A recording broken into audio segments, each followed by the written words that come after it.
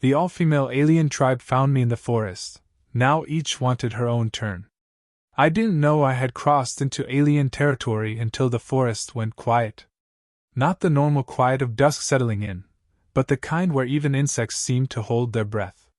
My survival scanner flickered once, then died completely, leaving me alone under towering blue-leaf trees that glowed faintly like embers.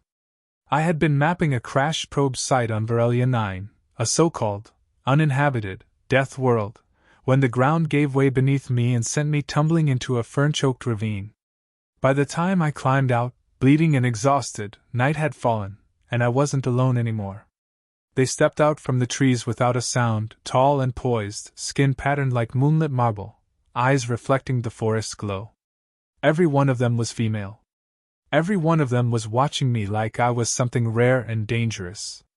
I raised my empty hands slowly, heart pounding, expecting spears or plasma blades, but instead they exchanged glances, curious, intense, almost reverent. The tallest among them spoke first in a language that rippled like wind through leaves, and my translator struggled before finally clicking into place. "The forest has delivered him," she said. "The trialborn." I tried to explain I was just a lost human surveyor, but my words seemed to only deepen their interest. They surrounded me, not threateningly, but with a precision that told me escape wasn't an option.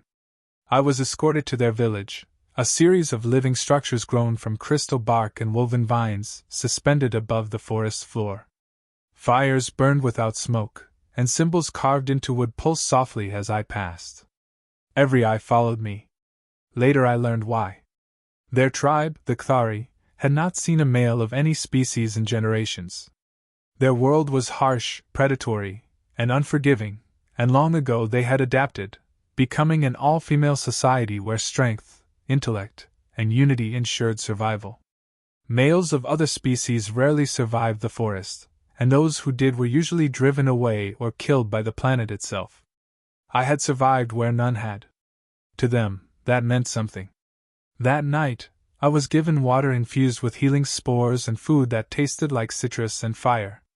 My wounds closed faster than human medicine could manage. When I tried to sleep, one of them sat watch beside me, silent and vigilant. In the morning, the elder returned and explained the truth. By surviving the forest of first teeth alone, I had triggered an ancient custom. Each warrior, hunter, and scholar of the tribe was entitled to test me, not through dominance, but through endurance, trust, and shared challenge. "Each will take her turn," the elder said, her gaze unwavering. "If you fail, the forest will reclaim you. If you endure, you will belong." My first trial was with Kalith, a huntress whose scars told stories older than my home colony. She led me through predator territory, teaching me how to read the movement of leaves and the silence between sounds. When a shadow beast lunged from the undergrowth, I reacted without thinking, shoving her out of the way and taking the hit myself. My suit tore, pain exploded across my ribs, but the beast fled when I roared back at it, wounded but unbroken. Kayla stared at me like she'd just seen a star fall. She helped me back to camp, her grip firm, respectful. Her turn ended with a mark painted on my arm, a symbol of shared survival. The next was Leary, a healer who tested not my strength, but my patience. She spent hours asking questions about Earth, about why humans fought their own kind, about why we built homes that didn't grow. When I admitted fear of being forgotten, fear of dying on a world that wasn't mine, she touched my forehead gently and said, "Then you understand us more than you know." Her mark was different, delicate, glowing softly against my skin. One by one they came. A builder who made me help reinforce a bridge during a storm. A tactician who challenged me to a strategy game that mirrored real war.